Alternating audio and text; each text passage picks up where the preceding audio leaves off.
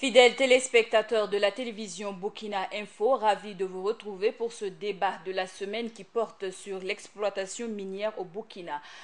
Comme vous le savez, le Burkina connaît un boom minier sans précédent depuis quelques années en se classant à la 4e place des pays producteurs d'or en Afrique, juste derrière l'Afrique du Sud, le Ghana et le Mali. En 2012, les taxes sur l'or ont rapporté au trésor public plus de 189 milliards de francs CFA et procurent de l'emploi à près de 7000 citoyens et occupent 2 à 4 millions d'artisans traditionnels ou orpailleurs. Notons que depuis 2009, l'or est devenu le premier produit d'exportation du Burkina. C'est dire son importance dans l'économie du pays. Pour parler du domaine de l'exploitation de l'or, sont présents sur ce plateau à partir de ma droite M. Zougouri Tidiani, directeur général du Bureau national des évaluations environnementales. Bonsoir et bienvenue sur ce plateau. Bonsoir madame. Monsieur Yamiogo Emmanuel, directeur des mines. Bonsoir et bienvenue. Bonsoir. Monsieur Eli Kaboré, journaliste au journal L'Économiste du Faso. Bonsoir. Monsieur Locré Célestin Samandoulgou, président de la Commission nationale des droits humains du Burkina Faso. Bonsoir et bienvenue sur ce plateau. Déjà, l'or occupe un point très important dans l'économie du Burkina. Dites-nous comment se fait la passation, voire le domaine même de l'exploitation de l'or. Comment se réalise sur le terrain le cas des permis, l'octroi des permis. Monsieur Yamiogo. Merci bien, madame. Il faut dire que la recherche et l'exploitation minière est encadrée par une loi qui est appelée Code minier. C'est la loi 036 CNT, votée en 2015. En fait, c'est une loi qui a été révisée en 2015. Donc, cette loi-là donne toutes les procédures nécessaires quant à l'obtention d'une autorisation quelconque ou un titre minier pour aller de la recherche à l'exploitation. C'est cette loi qui encadre toute l'activité minière dans son ensemble. On le sait, le Burkina, au niveau du Burkina, on a 8 mines d'exploitation industrielle et plus d'une centaine de mines d'exploitation artisanale dites d'orpaillage. Comment est encadré le domaine de l'exploitation du côté environnemental? Monsieur Zougouri. Merci bien madame. Il faut dire que, comme l'a si bien dit le directeur des mines, l'octroi des permis, il y a plusieurs phases. La phase d'exploration et puis la phase d'exploitation. Donc, les questions environnementales interviennent surtout au moment où le promoteur minier demande donc un permis d'exploitation. En ce moment, il doit conduire ce qu'on appelle une évaluation environnementale. Donc, il s'agit d'une étude d'impact sur l'environnement assortie d'un plan de gestion environnementale et sociale et aussi un plan d'action de réinstallation au cas où on doit déplacer donc des populations. Et tout ça, c'est sanctionné donc par la délivrance d'un avis de faisabilité environnementale et donc pour la poursuite donc de l'instruction de son dossier jusqu'à l'obtention donc du permis. Monsieur Eli Kaboré, vous êtes du journal L'Économiste du Faso. Dites-nous dans vos différentes enquêtes, voire investigations, est-ce que tout ce que monsieur Zougouri, voire monsieur Yamiogo, ce qu'il dit sur ce plateau sont vérifiés sur le terrain? Oui, bien sûr, c'est bien vérifié. Il faut dire qu'au niveau du Burkina, nous avons de très bons textes. Au niveau du code minier, nous avons aussi de très bons textes au niveau qui encadrent la gestion de l'environnement.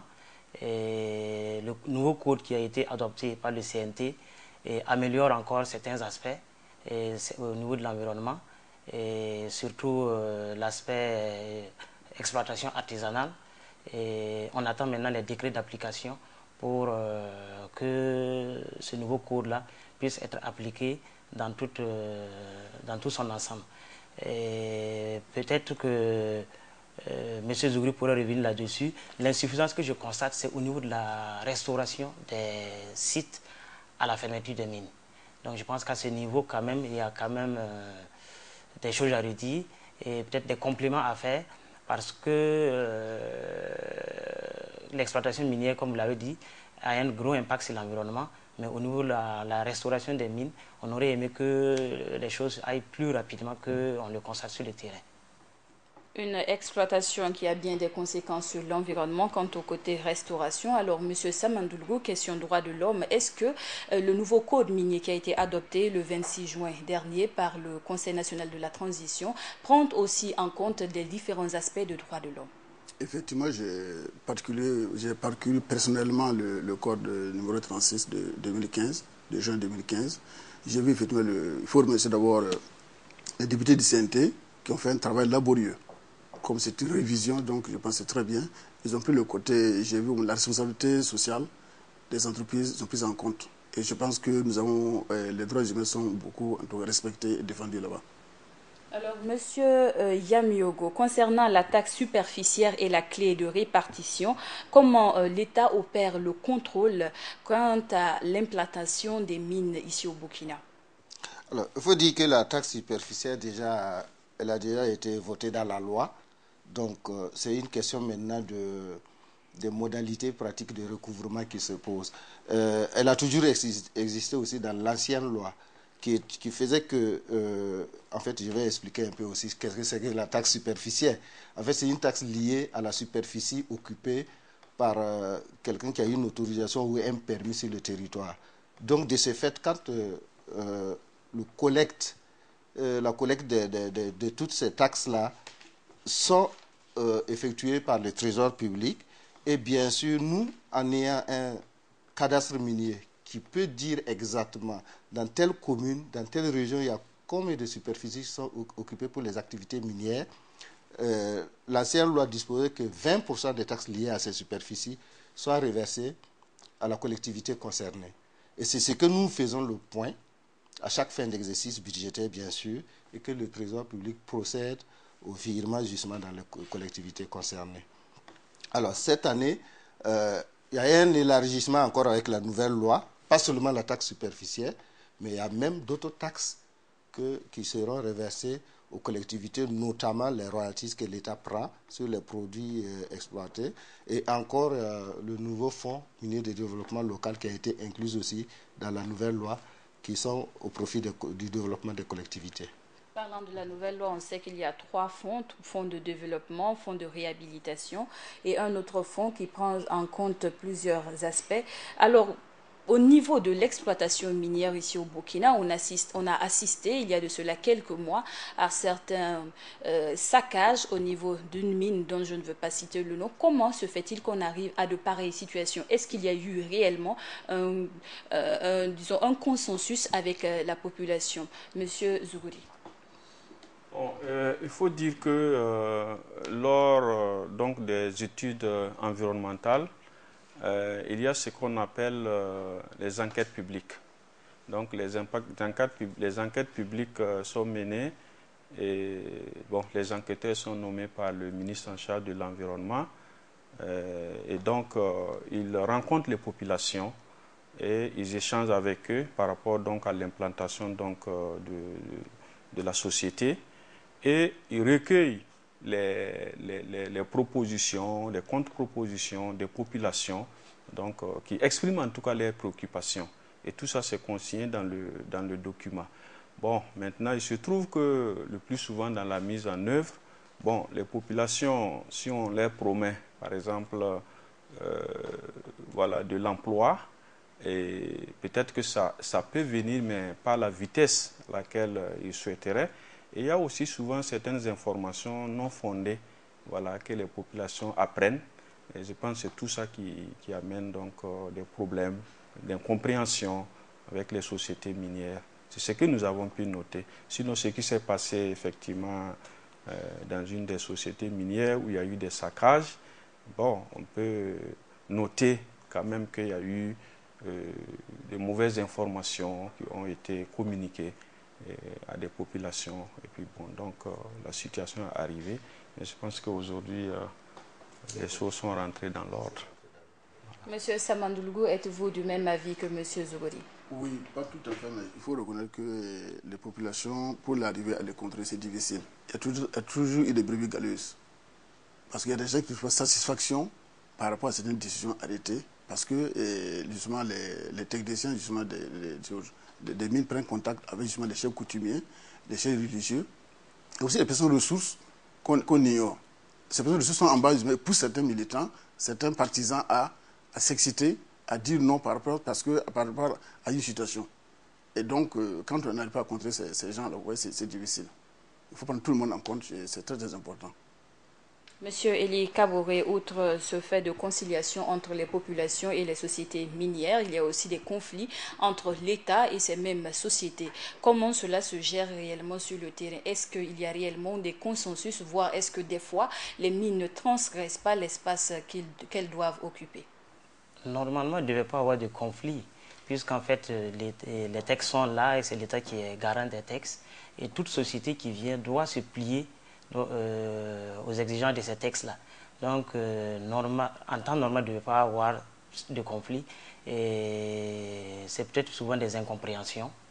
Il y a des incompréhensions. Peut-être que les miniers veulent aller plus vite. Peut-être que l'État aussi veut voir plus clair. Et c'est peut-être une mauvaise interprétation des textes. C'est surtout à ce niveau-là qu'on remarque des petites tensions. On peut donner des exemples. Concernant l'aspect environnemental. Bon, je sais que quand le dossier est rejeté par l'administration, ça engendre des incompréhensions. On ne comprend pas pourquoi c'est fait, alors qu'on veut aller vite par rapport au plan de la mine. Et les problèmes de remboursement de la TVA, ça cause des problèmes. Les sociétés minières se plaignent qu'il y a une certaine lenteur. Et le problème des liquidations des paiements, ils se disent qu'il y a souvent des problèmes de textes et avec des redressements fiscaux, souvent. Mais c'est un problème plus d'interprétation des textes. Et pour revenir un peu au problème de cohabitation avec certaines populations riveraines, je suis d'avis qu'il y a de la manipulation derrière. Il y a de la manipulation parce que l'enquête publique donne l'occasion à tout le monde de s'exprimer. Vous pouvez même dire nous ne voulons pas de l'exploitation. Mais on remarque que pendant l'enquête publique, les gens ne s'intéressent pas à la chose. Pourtant, les autorités locales font des communiqués, le gouverneur invite les gens, on ouvre des registres partout dans les lieux publics, les personnes ressources sont consultées, mais on constate réellement que ça n'intéresse pas les gens. Ça n'intéresse pas du tout les gens. Et il y a toute une batterie d'études qui se font aussi en amont concernant l'environnement, l'atténuation des risques au niveau social. Mais les gens ne s'intéressent pas du tout à ce qui se passe. Donc on s'attend maintenant à ce que quand la mine s'installe, il y a des revendications et aussi de la manipulation. Il faut le dire clairement. Au niveau de ces mines-là, c'est le problème des orpailleurs. C'est le problème des orpailleurs anarchiques qui ne veulent pas que la société minière s'installe sur des périmètres là où ils exploitaient déjà. Et le même problème se pose aujourd'hui avec une mine complètement à l'ouest du Burkina. Plus de 7000 orpailleurs sont sur le permis, ils ne veulent pas bouger. Et la mine a des problèmes pour s'installer, pour construire. Parlant de l'orpaillage traditionnel, alors Monsieur Yamiugo, comment ce domaine est-il encadré vu qu'il y a autant de permis qui sont accordés à ces mêmes orpailleurs pour pouvoir travailler sur des terrains dont ils payent la taxe à l'État?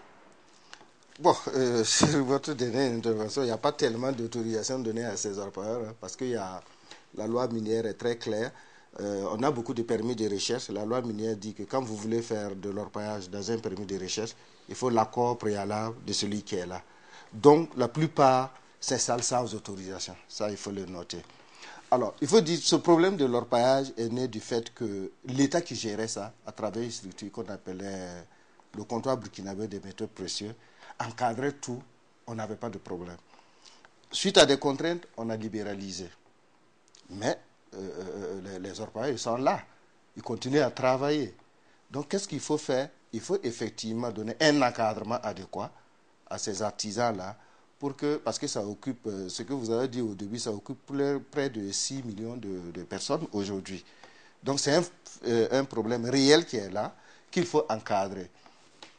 Aujourd'hui, on s'est dit, on revient à une structure que nous avons appelée Agence nationale d'encadrement des exploitations minières artisanales et petite échelle, qui va donner non seulement les rudiments techniques quand même à ces gens pour exploiter de façon rationnelle, parce qu'on a parlé pour beaucoup plus de dégradation de l'environnement, qui va encadrer point de vue production, parce que si vous regardez nos statistiques, malheureusement, avec tous ces sites, près de 600 sites à travers le pays, avec tous ces millions de personnes impliquées, l'État n'arrive pas à capitaliser une demi-tonne de production artisanale, ce qui n'est pas admissible. Vous comprenez? Donc, mais la volonté est là, la structure est créée, elle est en train de se mettre en fonction. L'État ne va plus être, bien sûr, acheteur comme de par le passé, mais au moins assurer l'encadrement, la présence surtout sur le terrain. Parce que c'est ça qui fait défaut. Une fois qu'on est présent, au moins, on va éviter beaucoup de problèmes sociaux, environnementaux, et surtout aussi pouvoir quand même savoir où est-ce que cette production part. Je sens que M. Eli Kaboré veut réagir par rapport à ce que M. Yamiogo dit tout de suite. Oui, en fait, quand on essaie d'analyser le secteur, on a parlé tantôt de l'activité industrielle. Ce secteur est vraiment très bien encadré. Il y a des textes clairs et il y a des sanctions prévues. Maintenant, là où le problème réellement se pose, c'est au niveau de l'orpaillage anarchique. Les gens s'installent partout, ils creusent au hasard, ils laissent des trous. Et dès qu'on apprend qu'il y a une autre trouvaille quelque part, les gens se retrouvent là-bas. Donc c'est vraiment au niveau de l'orpaillage que ça crée des sérieux problèmes, même au niveau de l'environnement. Parce que l'utilisation des produits chimiques ne sont pas, non homologués même c'est pas contrôlé. On pollue l'atmosphère, on pollue la nappe et les sources d'eau. Et ça crée aussi des problèmes sociaux sur les sites, délinquance, prostitution, des problèmes d'éboulement, des drames sociaux. Donc c'est vraiment ce secteur de l'orpaillage-là qu'il faut vraiment, que dans les années à venir, on essaie d'être un peu plus rigoureux pour trouver les voies et moyens pour vraiment mieux encadrer. Et un autre aspect, c'est la commercialisation, dont M. Ambigan a parlé. Il y a trop de fraude dans ce secteur. Il y a trop de fraude. Et vous avez sûrement lu un article de la déclaration de Berne, une enquête qu'ils ont eu à mener. Avant de revenir sur la déclaration de Berne et tout cet or qui a disparu d'une façon miraculeuse pour se retrouver en Suisse, on va parler de la question de l'environnement, la gestion de l'environnement et dans la thématique sur l'orpaillage artisanal. Dites-nous, monsieur Zougouri, comment le ministère de l'Environnement encadre, voire supervise toutes ces personnes qui sont dans le secteur de l'orpaillage artisanal qui occupe des millions de personnes. Merci madame. Il faut dire que l'orpaillage aujourd'hui, bon, c'est l'exploitation artisanale, hein, c'est le nom exact, et c'est très difficile de maîtriser. C'est-à-dire, comme les uns les autres l'ont dit, c'est des gens qui ne sont pas sur place. Voilà. Et donc aujourd'hui, c'est très difficile de les encadrer en tant que tels. Ce que nous faisons au niveau du ministère chargé de l'environnement, c'est la sensibilisation. Voilà, les sensibilisations, parce qu'il y en a qui sont organisés aujourd'hui en syndicats, donc on arrive à les toucher, donc on arrive à faire des séances de sensibilisation, surtout par rapport à l'utilisation de certains produits chimiques, parce que n'oubliez pas qu'aujourd'hui, l'utilisation du cyanure, voilà, c'est vraiment très connu, voilà, dans l'exploitation artisanale et l'orpaillage, alors que normalement c'est interdit, voilà, parce qu'ils n'ont pas la capacité, ils n'ont pas la maîtrise justement, ils n'ont pas les équipements nécessaires pour contrôler vraiment l'utilisation de ces produits chimiques-là. Donc la tendance aujourd'hui, nous pensons qu'il faut aller vers le semi-mécanisé, peut-être le DM pourra revenir là-dessus. Donc le semi-mécanisé, de plus en plus, permet de maîtriser justement le secteur. Mais tant qu'on laissera les gens, bien sûr, exploiter comme ils veulent, ça va être très difficile, mais on ne peut que faire de la sensibilisation, voilà, et leur montrer le danger même d'utilisation des produits chimiques, voilà, sur les différents sites. Alors, Monsieur Yamiogo, vous avez entendu Monsieur Zougouri. Alors, comment, par quels moyens l'État doit procéder pour mettre un terme à ce type d'orpaillage qui cause des conséquences non négligeables sur l'environnement? Merci. Je vous ai tantôt parlé quand même qu'on est en train de mettre une agence en place et que la présence justement du ministère en charge des mines sur le terrain va essayer d'organiser un peu. Parce que d'abord, si vous prenez de la loi même, personne n'a le droit d'aller faire une activité minière, quelle que soit l'activité, sans autorisation. Vous vous retrouvez un jour, 1000 personnes, 2000 personnes sur un site. On ne pouvait pas aller demander à quelqu'un une autorisation là-bas. Ils sont tous fautifs. Donc, dans ce cas, il faut les accompagner. Les accompagner, c'est quoi? Nous avons des techniciens. On avait déjà eu cette expérience, qui seront là. Quand ils vont être sur le terrain, avec les forces de sécurité, les agents du ministère en charge des mines, certainement des agents de collectivités ajoutés, les services décentralisés de l'environnement, on pourra au moins encadrer ce site-là et pouvoir donner des conseils nécessaires. Parce que rien ne sert de dire qu'on va amener des forces de sécurité pour chasser 1000 personnes aujourd'hui. Vous allez rester là-bas combien de temps? Même si vous faites 2 mois, le jour que vous bougez, ils reviendront. Ou bien peut-être même la nuit, ils vont revenir. Donc, il vaut mieux les encadrer, les trouver des centres de formation. C'est là que je rejoins un peu le DG du PNUE. C'est de faire de sorte qu'on puisse au moins trouver des centres de formation, les permettant, avec les conditions techniques requises, d'utiliser justement des produits qu'ils utilisent aujourd'hui hors normes. Si on a la technologie, on a des centres de formation, on peut canaliser, par exemple, dans une région, tous ces appareils-là vers ces centres de traitement. Ils pourront amener leurs minéraux, puisque la loi leur donne quand même cette possibilité de pouvoir les traiter. C'est en ce moment que nous pensons, pour le moment, en tout cas, c'est la voie qu'on prend, nous pensons qu'on pourra essayer de résoudre beaucoup plus de problèmes, que ce soit sociaux ou environnementaux, sur les sites d'orpaillage. Un secteur minier dont beaucoup de populations burkinabées disent dont la gestion est opaque et où les droits de l'homme sont quasiment pas du tout respectés. Alors, M. Samandoulougou. Merci. Comme je viens d'écouter les deux techniciens, M. Yamago a bien détaillé, mais je pense que le côté quand même qu'il faut dire, c'est l'exploitation justement des jeunes qui sont sur le terrain, des enfants. Il faut dire que c'est nos amis qui font l'orpaillage ordinaire, artisanal. Il faut reconnaître que ce sont les jeunes qui les exploitent. Quand vous voyez, si vous passez sur le terrain, ces enfants qu'on exploite, ces jeunes, ces femmes qui sont sur le terrain, quand on parle de 1000 personnes, nous sommes dévalués peut-être il y a au moins 300 ou 350 jeunes qui n'ont même pas l'âge même mature, majeur. Donc il y a ça aussi qu'il faut mettre il y a pas un travail de sensibilisation qu'il faut faire sur le terrain. Nous les souhaitons, nous, droits humains, le travail de sensibilisation-là, il faut quand même que ce soit des personnes responsables qui sont sur le terrain. Et on élimine ce côté jeune-là, des enfants. Ouais, on voit des enfants qui laissent l'école, qui laissent le primaire pour aller là-bas, parce qu'ils trouvent leur compte, ils arrivent à prendre en charge peut-être certains besoins de la famille, et les parents aussi les poussent aussi à aller là-bas. Il faut un travail de sensibilisation qui va mettre du temps. Mieux mettre du temps, c'est un. Et secondaire aussi, il faut sévir. On va sur un site, il y a au moins 1000 personnes qui exploitent. Qui est responsable, on ne sait pas. Donc, vous voyez, il faut quand même sévir. Donc, cette sensibilisation-là, finie, je pense qu'il faut sévir. Mais comme nous sommes, il faut reconnaître que le Burkina n'est pas facile, il est quand même têtu, ils connaissent les tests. Ça, c'est clair. Ils ont participé justement à l'élaboration du texte, la loi, mais ils ignorent, ils font exprès. Donc, je pense quand même qu'il faut sévir. Dans ce genre de cas, beaucoup de... Oui. Oui, je suis d'accord avec M. Samandoulougou. Mais vous-même, vous venez de le reconnaître. Il y a 1000 personnes sur un site. Qui vous sévissez? C'est ça le problème. Qui est responsable?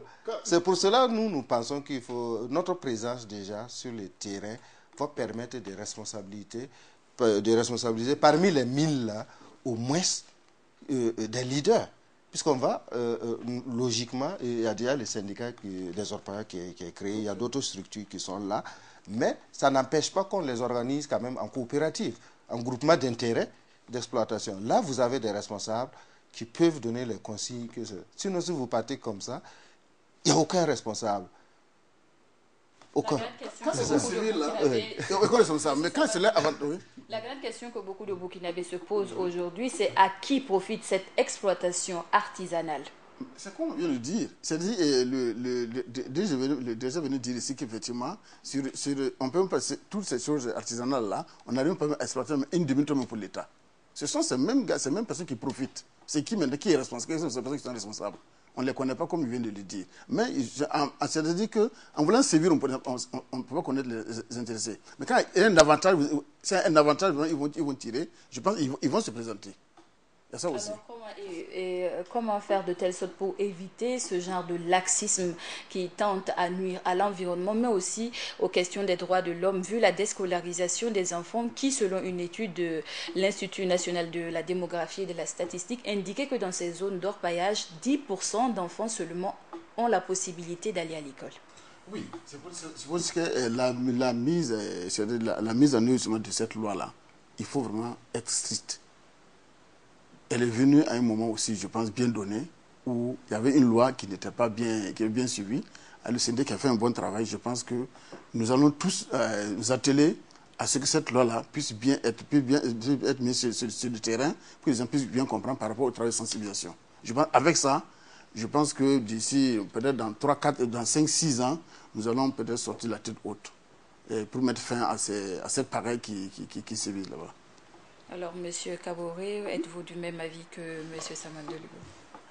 Le constat est que réellement sur les sites d'orpaillage anarchiques, moi je préfère le mot anarchique, il y a un désordre et c'est vraiment pas facile. Moi j'ai une image en tête, un enfant d'à peine 10-11 ans qui est assis sur une moto d'environ 1 million. Parce qu'il a eu de l'or, il a vendu, il a payé une moto d'1 million. Il est difficile pour cet enfant de repartir à l'école. Au niveau du Sahel, parce que l'État n'a pas pu reprendre le relais du PAM qui était là pour les cantines scolaires, les enfants préfèrent rejoindre les parents dans les trous. Donc il y a toute une réflexion qu'il faut mener. Par exemple, la déscolarisation des enfants, il faut trouver un système pour rejoindre les enfants sur les sites et les scolariser. Les problèmes de certaines femmes qui se retrouvent sur les sites, si elles n'ont pas d'activité à mener pendant la saison sèche, elles vont se retrouver sur les sites d'orpaillage. Donc il y a toute une réflexion qu'il faut mener, parce que c'est bien beau de sévir, mais quelle est la solution alternative qu'on propose à ces gens-là? Donc c'est mieux de mener une réflexion vraiment globale pour que chacun tire son compte. Et je suis vraiment d'accord avec M. Améo qui propose des coopératives. Si on responsabilise les gens sur les sites, on saura qui fait quoi, et ils vont mettre en place des comités de gestion, et ils vont s'auto-gérer, et on trouvera des solutions. Parce que là, chacun arrive et il exploite comme il veut, et c'est un peu le Far West, et surtout avec ces éboulements qui créent beaucoup de drames au niveau des familles, et ces aspects de prostitution, consommation d'amphétamines, la drogue. Des gens quittent ces sites-là, peut-être sains, mais quelque temps après tombent malades sans se rendre compte qu'ils ont pu contracter des maladies pendant leur séjour sur ces lieux-là. Donc la réflexion doit être très globale et multisectorielle, ne pas seulement s'arrêter au niveau de l'environnement, les mines, les forces de l'ordre, mais il faut inclure non seulement l'éducation de base, l'action sociale et les droits humains pour qu'on essaie de trouver une solution globale. Une fièvre de l'or qui prend de l'ampleur et qui touche assez de personnes qui en deviennent pratiquement malades, mais qui a un impact du côté de l'environnement, voire la pollution atmosphérique, la pollution de la nappe phréatique. Alors, M. Zougouri, que faut-il faire à ce niveau? Oui, je dirais que, vous voyez, les questions de dégradation de l'environnement, les questions de pollution, pour ce qui est des mines industrielles, par exemple, je peux dire que les choses sont assez mieux encadrées. Voilà. Quand on dit que les mines industrielles polluent, bon, c'est vrai, peut-être c'est pas vrai, mais il faut se dire qu'en tout cas, les choses sont assez mieux organisées à ce niveau-là. Le problème, c'est au niveau de l'exploitation artisanale, où on n'a pas la maîtrise de quoi que ce soit. Voilà. Sinon, au niveau des mines industrielles, bon, pour les eaux, les déchets industriels, les eaux usées, cyanurées et autres, il y a des réceptacles, en tout cas, il y a tout un système de gestion, voilà, pour éviter, en tout cas, qu'il y ait pollution donc, de l'environnement. Mais de façon accidentelle, ça peut arriver. Mais vraiment, le problème aujourd'hui, c'est l'exploitation artisanale, l'orpaillage, où rien n'est maîtrisé, où les gens utilisent les produits chimiques comme ils le veulent. Donc, il y a risque même de contamination des cours d'eau, etc. Voilà. Donc, ce qui peut être fait au niveau surtout de l'orpaillage, l'exploitation artisanale, comme les autres l'ont dit, sévir peut-être, mais il faut organiser le secteur. Voilà. En coopérative, on saura qui est là-bas. Voilà. Si on tend vers des semi-mécanisés, on sait qui est là-bas. Et si vous avez une mine semi-mécanisée, vous êtes responsable, vous pouvez utiliser donc, des gens, mais on vous dira par exemple, vous n'allez pas prendre des enfants de moins de 18 ans ou 15 ans pour travailler sur votre site. Voilà. S'ils sont en coopérative, c'est la même chose.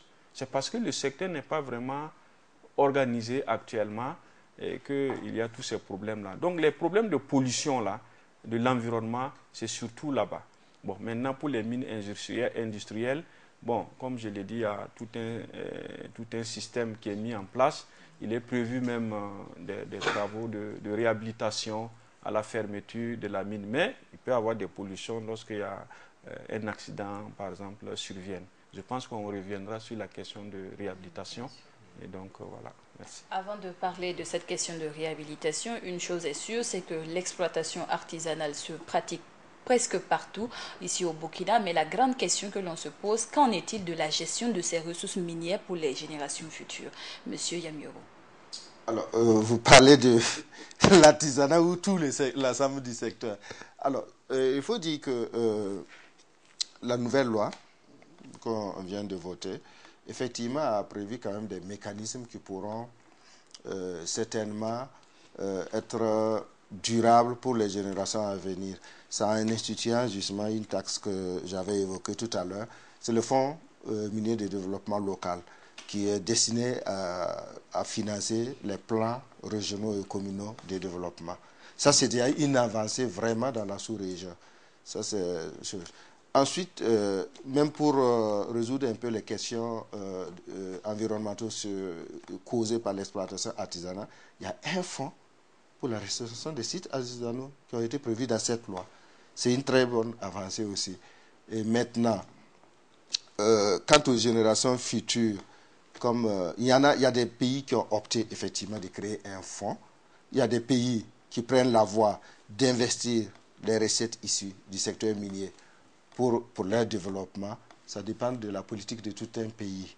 Alors, mais je dois dire quand même qu'au niveau du Burkina, pour le moment, vous connaissez la structure de l'ensemble du budget de l'État qui est fait que c'est l'unicité des caisses.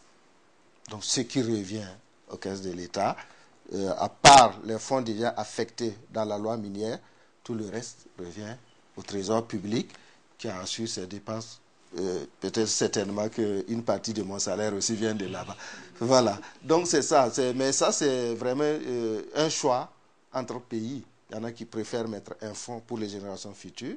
Il y en a qui préfèrent investir un certain pourcentage des recettes pour leur développement. Ça dépend. Pour le moment, on n'est pas encore là. Au niveau du Code de l'environnement, l'article 25 stipule que toute activité qui peut avoir un impact sur l'environnement doit faire l'objet d'une étude d'impact environnemental. Est-ce que c'est le même cas ici au niveau du Burkina, côté orpaillage qui n'est d'ailleurs pas organisé? Non, côté orpaillage, ce n'est pas une étude d'impact sur l'environnement. Peut-être l'article 25 dit une évaluation en tenant compte des niveaux. Par exemple, pour les permis de recherche, je pense que c'est un cahier de charges. Pour l'exploitation industrielle, ça c'est clairement défini. C'est l'exploitation industrielle et semi-mécanisée, c'est une étude d'impact environnemental et social. Pour la question artisanale, pour ceux qui demandent des autorisations, on leur demande une notice d'impact environnemental. C'est ça qui est intéressant, qu'il faut qu'on organise les gens pour pouvoir donner des autorisations. Là, on encadre. Mais les sites, entre guillemets, sauvages, qu'on dit, vous vous levez un beau matin, vous trouvez derrière votre maison, il y a 1000 personnes, 2000 personnes.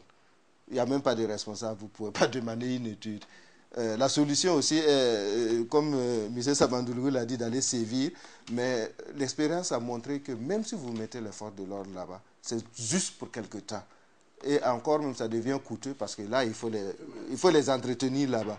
Une fois qu'ils bougent, la même population revient. c'est pas vraiment la solution. Merci. Aujourd'hui, la grande question au niveau de l'actualité, c'est la fraude au niveau de l'or.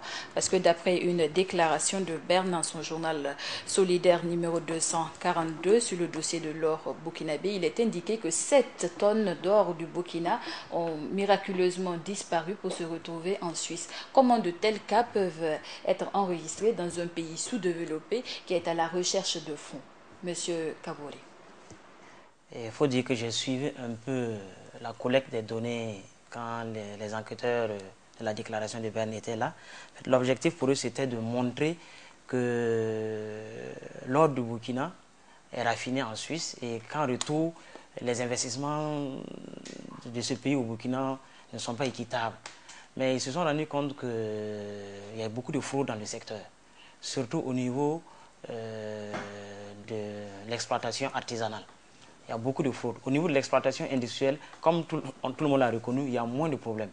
L'or est pesé devant l'administration qui pose les scellés directement au niveau de la douane et exporté. Donc près de 90 à 95% de l'or burkinabé va en Suisse. Maintenant, au niveau de l'orpaillage, ils se sont rendus compte qu'il y a un circuit à partir du Togo. Et le Togo, qui n'est pas un pays producteur d'or reconnu, est un grand pays exportateur d'or. Et le Togo a exporté les quantités que vous avez citées, avec un circuit aussi de vente avec des sociétés, de la complicité de certaines sociétés, et cet or a été raffiné en Suisse. Donc, comment cet or a quitté le Burkina? C'est la grande question. Comment cet or s'est retrouvé au Togo? Là aussi, c'est la grande question. Et on retombe dans le débat qu'on menait tout de suite, c'est l'organisation du secteur. C'est l'organisation du secteur parce que, monsieur Amego pourrait revenir là-dessus, même l'or extrait d'une manière artisanale ne se vend pas comme ça. C'est à travers des comptoirs. Donc toute cette fraude s'organise à travers des comptoirs qu'on connaît.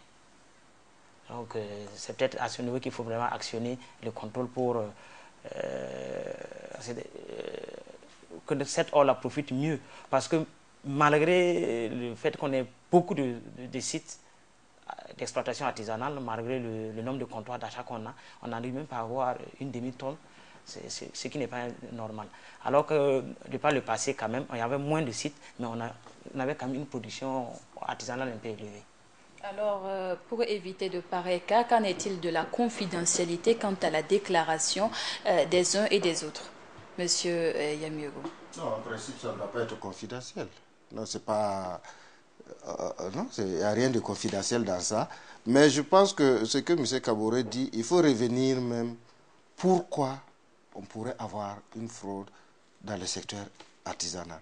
C'est ça la racine du problème. Une fois qu'on connaît les causes, parce qu'il nous a toujours été dit que l'État a mis beaucoup de taxes là-dessus. Quand bien même ce n'est pas toujours justifié, hein, on dit que l'État a mis beaucoup de taxes là-dessus. Ok, si l'État a mis des taxes là-dessus, l'État va réduire pratiquement les taxes parce qu'on a des pays voisins quand même qui ont des exemples. Et n'importe qui peut venir déclarer sa production. C'est ça qui a fait la création de cette agence, qui va proposer même peut-être un prix mieux que les comptoirs achètent. En ce moment, nous pensons que les producteurs, bon, nous les appelons aussi producteurs, hein, donc, les producteurs, voilà, ils vont préférer aller directement vendre à l'État qui propose un meilleur prix qu'à un comptoir, non seulement qui le propose moins et qui va aller frauder. C'est dans cette dynamique que nous sommes. Parce qu'ils ont dit qu'en réalité, les gens fraudent parce que la taxe est élevée. Donc, on a fait une étude dans la sous-région. On connaît le niveau des taxes de tous les pays de la sous-région. Donc, on va trouver un juste milieu en encourageant, en donnant même des bonus à celui qui va venir vendre à l'État. Parce que là, ça pourra au moins attirer tous ceux qui ont de l'or à vendre. Monsieur Salman Doulou, une autre proposition pour mieux assainir ce domaine? Bon, une proposition, je pense que moi, quand j'ai parlé de Séville, bon, c'est trop dire, mais il faut quand même revenir sur ce qu'il vient de dire là. Et on a parlé de 7 tonnes qui se trouvent en Suisse. Bon, quand 7 tonnes comme ça, vous voyez que c'est petit. Quand on est en chiffre, d'une valeur de temps, 4 milliards, vous voyez que c'est costaud. Hein. 4 milliards, ça fait beaucoup de choses. Si ça passait par un autre pays voisin et que par une société bien reconnue, je pense que c'est très simple pour les épingler, ça c'est un. Maintenant, pour remédier justement à ce que, pour revenir sur les choses, pour éviter tout ça, je pense que c'est un travail d'organisation sur le terrain. Un travail d'organisation sur le terrain, un travail de confiance aussi qu'il faut faire avec les orpailleurs. Il faut que soit honnête. Et bien sûr, comme il y a des sanctions aussi prévues, je pense qu'il faut le faire s'il y a quelqu'un contre un cahier de charge, comme on vient de le dire. Et s'il respecte le cahier de charge, on le remercie tout simplement, tout doucement, il s'en va et on trouve un autre et on avance. Donc c'est très simple comme ça. Rappelons que l'initiative pour la transparence des industries extractives recommande la mise en place d'un service performant en l'informatisant. Alors, M. Zougouri, que faut-il faire dans ce type de cas? Oui, Parce qu'il y a déjà des pistes. Alors, pourquoi l'État traîne les pieds pour la mise en œuvre de ces différentes recommandations? en tout cas, ça, c'est une grosse question.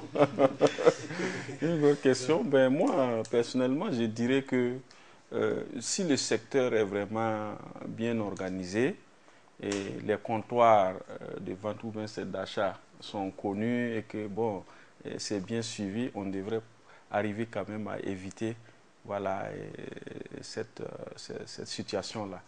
Voilà. Bon, l'ITIE, c'est surtout, ils interviennent surtout au niveau des unités industrielles, voilà, bien organisées.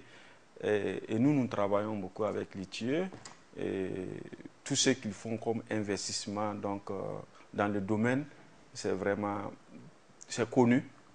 Et voilà, et chaque année, non, je pense que chaque 2 ans, on fait la situation, voilà, et les comptes sont certifiés par les percepteurs spécialisés, je pense, si je ne me trompe. Et puis, voilà, et donc, à ce niveau, il n'y a pas de problème. Bon, mais pour ce qui est de l'orpaillage, là, c'est pas simple, hein. C'est pas simple. Vraiment, il y a tout un travail à faire en tout cas. Il y a des efforts que l'État aussi doit en tout cas fournir et à travers ces structures qui sont là, voilà, pour éviter. Sinon, bon. On a 5 minutes, voilà 5 minutes pour mettre fin à ce débat. Alors, on va faire un petit tour de table, vos différentes préoccupations et les différentes fins de mots. Monsieur Samandoulou. Merci.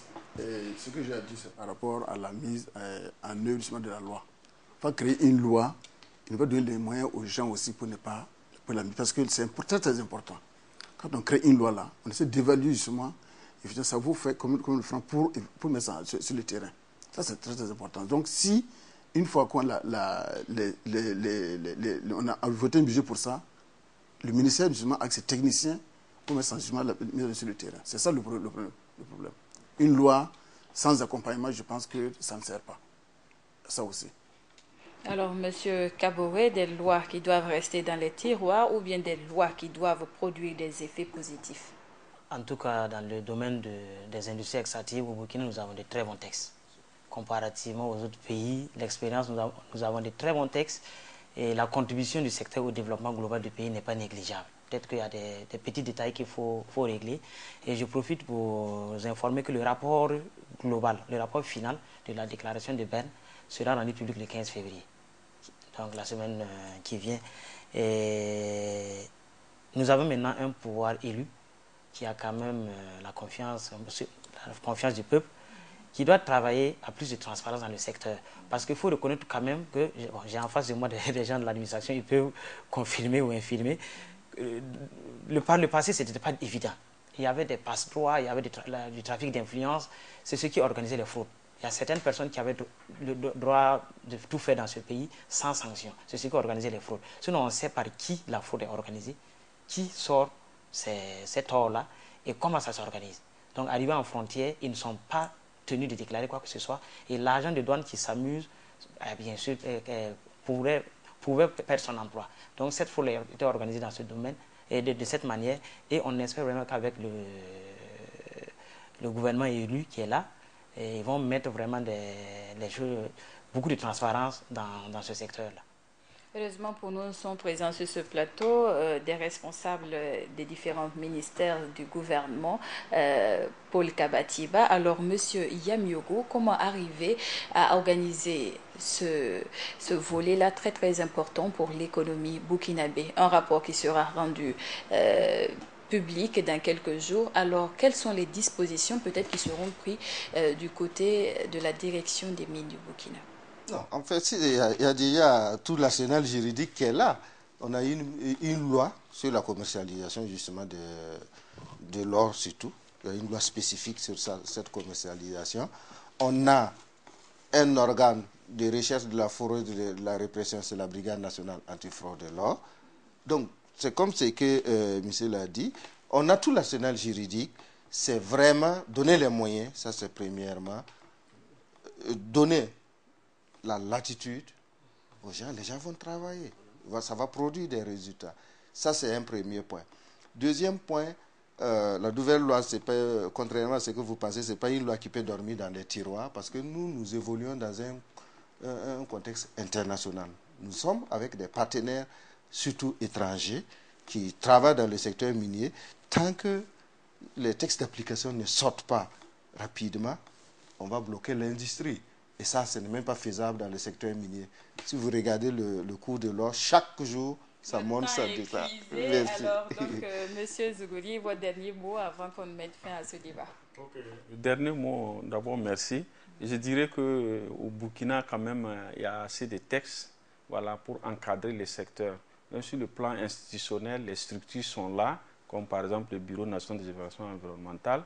Les textes, le Code de l'environnement est là, avec ces textes d'application, en tout cas qui permettent d'encadrer les secteurs.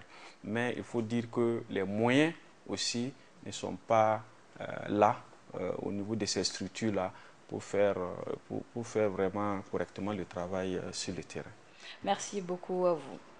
C'est tout pour ce débat de la semaine qui portait sur l'exploitation minière au Burkina. Alors, je vais remercier l'ensemble de mes invités qui sont présents sur le plateau. Prenez soin de vous et excellente suite de nos programmes sur www.burkinainfo.tv.